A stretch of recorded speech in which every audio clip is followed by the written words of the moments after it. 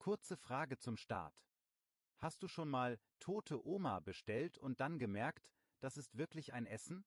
Ich sag's mal so, die Leute gucken dich sehr komisch an.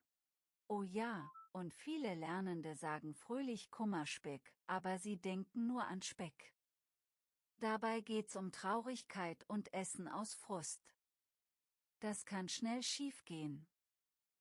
Und das größte Problem ist, finde ich, man nimmt die Wörter zu wörtlich. Dann wird's peinlich, aber auch, naja, ziemlich lustig. Okay, hallo zusammen. Hi ihr Lieben. Schön, dass ihr da seid.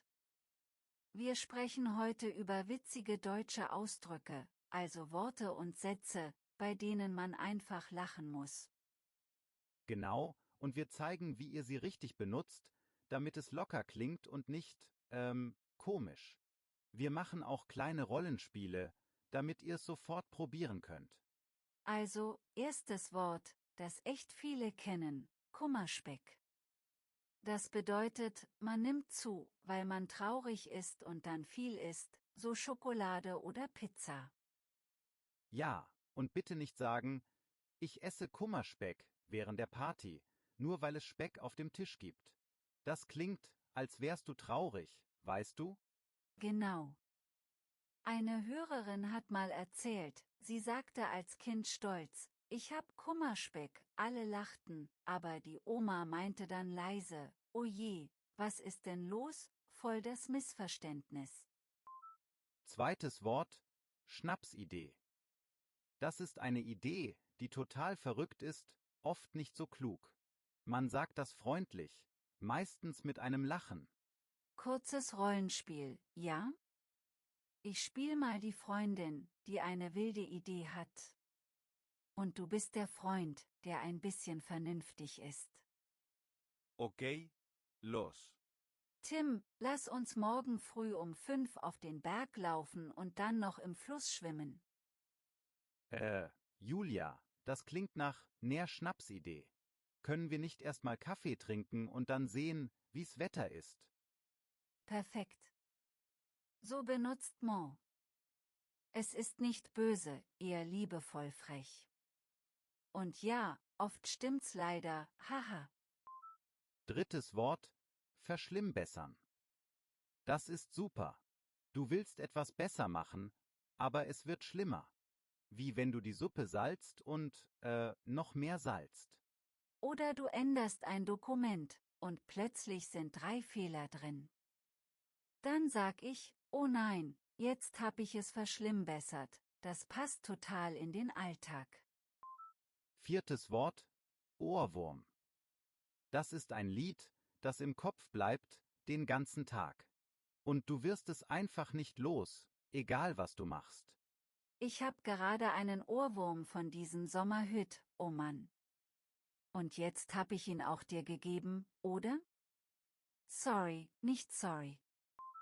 Noch eins, Jein. Das ist ein Mix aus Ja und Nein. Wenn du unsicher bist, sagst du einfach Jein. Und alle verstehen. Es ist kompliziert. Kurzer Tipp übrigens, Humor hilft beim Lernen. Wenn ein Wort dich zum Lachen bringt, merkst du es besser. Viele Fortgeschrittene sagen das auch so, und ich stimme total zu. Absolut. Und noch was, ganz praktisch. Wenn du so ein Wort hörst und du bist unsicher, frag locker, was heißt das genau? Oder wie meinst du das? Das ist völlig normal. Ja, bitte nicht raten und dann lustig mitmachen. Sonst wird es, na ja, unangenehm. Lieber kurz nachfragen, das spart Stress. Achtung, häufiger Fehler, direkte Übersetzungen aus dem Englischen, zum Beispiel Run that up the flagpole. Wenn du sagst, lass uns das die Fahne hochlaufen, keiner versteht das.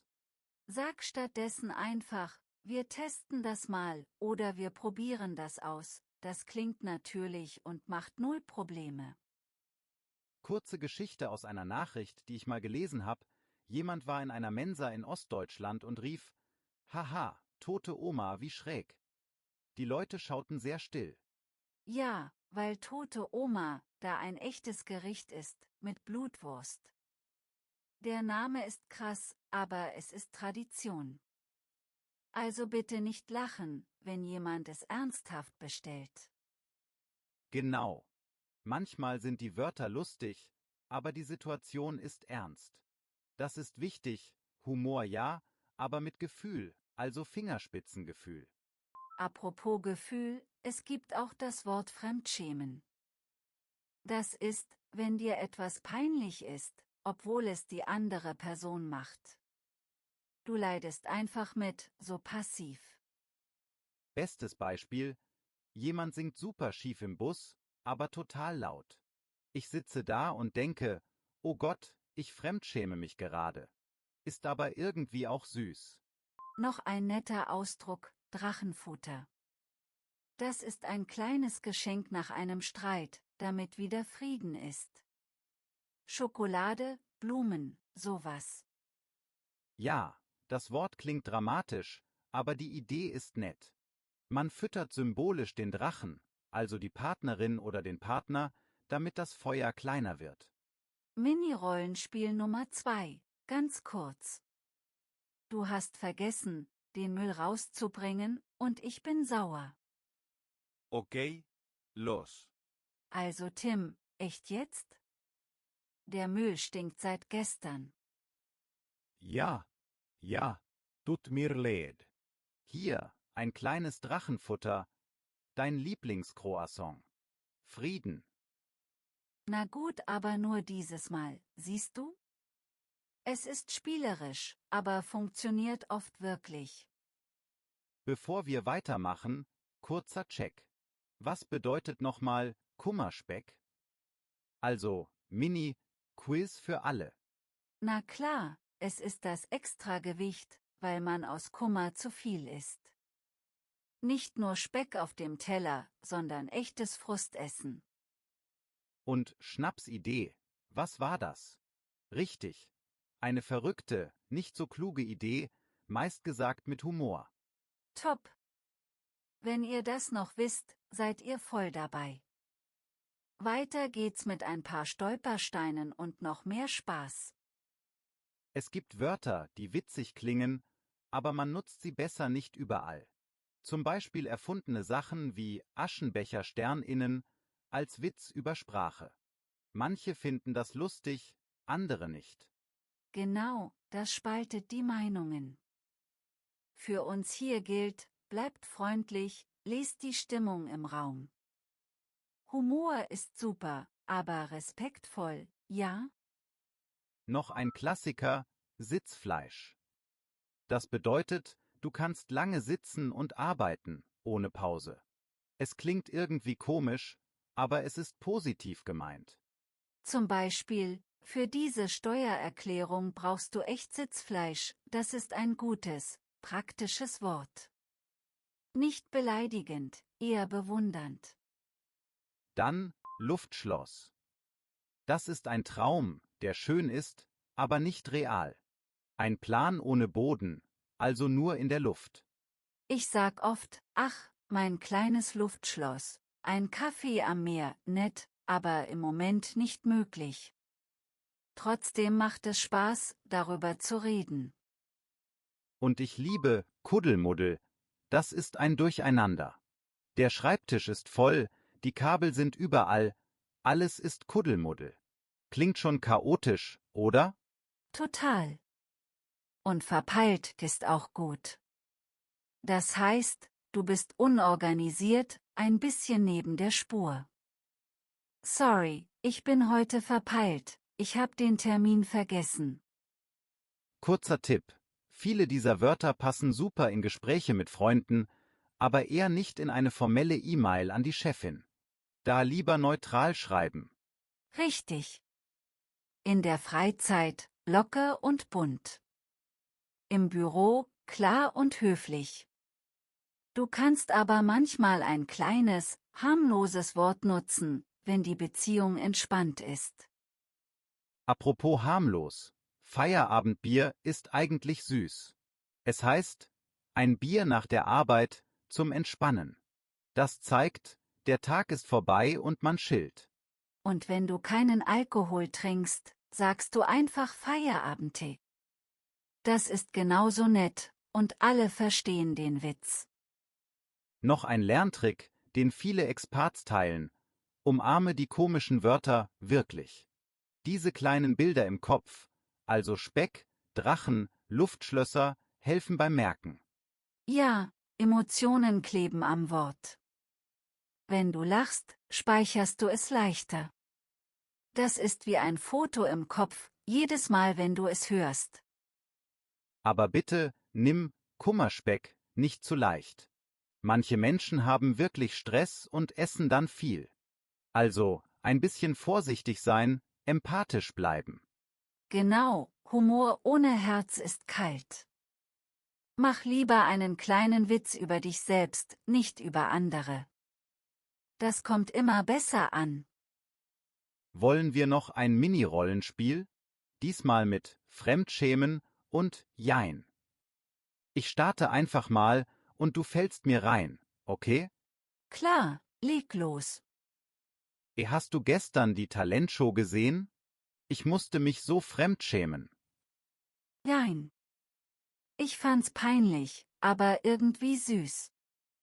Ich hab sogar ein bisschen geweint, haha. Okay, dann bin ich wohl zu streng. Ich hab nur gedacht, Hilfe, mein Ohr tut weh. Na ja, Geschmackssache. Aber ja, das Wort Fremdschämen passt perfekt, siehst du, das ist sehr alltagstauglich. Noch was Praktisches. Wenn du ein witziges Wort hörst, wiederhol es leise und bau ein Bild. Bei Drachenfutter stell dir einen kleinen Drachen mit Kuchen vor. Sag Jaspichet. Oder schreib es dir als Karteikarte, vorne Schnapsidee, hinten verrückte, nicht sinnvolle Idee. Kurz, klar und mit einem kleinen Smiley. Das hilft wirklich. Was sagst du zu Zuckerbrot und Peitsche? Das hört man auch. Bedeutet, mal nett sein, mal streng, so im Wechsel, um ein Ziel zu erreichen. Ja, aber vorsichtig benutzen, es klingt schnell hart. Im Büro vielleicht lieber, wir brauchen Motivation und klare Regeln, das ist freundlicher. Stimmt. Und noch ein lustiges, leichtes Wort: Mucksmäuschenstill. Das heißt, es ist total ruhig, kein Ton. Klingt schon mini und leise. Ich liebe das, in der Bibliothek war es mucksmäuschenstill, da hört man förmlich die Stille. Ach, die deutsche Sprache kann echt süß sein. Zum Thema Fehler. Manche übertreiben und verwenden jeden Satz mit einem Witzwort. Das nervt schnell. Besser dosieren, so eins pro Gespräch, wenn es passt. Und check die Reaktion der anderen. Lachen Sie? Oder schauen Sie fragend? Wenn unsicher, einfach sagen, war das okay so? Dann lernst du direkt. Wenn du mal nicht sicher bist, ob ein Wort regional ist oder hart klingt, frag: Ist das eher umgangssprachlich? So lernst du Stil und Ton, nicht nur Vokabeln. Noch ein Minitipp: Wiederholungen mit Spaß. Mach dir zu Hause eine kleine Show. Sag laut, das ist doch eine Schnapsidee, und spiel es mit Stimme, so theatralisch. Das bleibt hängen. Bevor wir zum Ende kommen, eine Frage an euch. Welche deutsche Redewendung fandet ihr zuerst total schräg, aber jetzt liebt ihr sie? Oder welche hat euch mal in eine peinliche Situation gebracht? Schreibt uns eure Beispiele. Vielleicht auch mit der Situation: Wo wart ihr, wer war dabei? So lernen alle mit und haben was zu lachen, ja? Kurz zusammengefasst. Heute hatten wir Kummerspeck, Schnapsidee, Verschlimmbessern, Ohrwurm, Jein, Fremdschämen, Drachenfutter, Sitzfleisch, Luftschloss, Kuddelmuddel, Mucksmäuschenstill. Ganz schön viel, aber machbar. Genau, und vergesst nicht, Humor hilft, aber mit Herz. Fragt nach, wenn ihr unsicher seid, und spart euch direkte Übersetzungen, die keiner kennt. Wenn euch das gefallen hat, Lasst gern ein Like da und abonniert den Kanal. So verpasst ihr die nächsten Folgen nicht, ganz ohne Kuddelmuddel. Und teilt die Episode mit jemandem, der heute einen Ohrwurm braucht. Danke fürs Zuhören und habt einen entspannten Feierabend ohne Schnapsideen oder vielleicht mit einer kleinen. Haha, aber dann bitte erst Kaffee. Macht's gut und bis bald.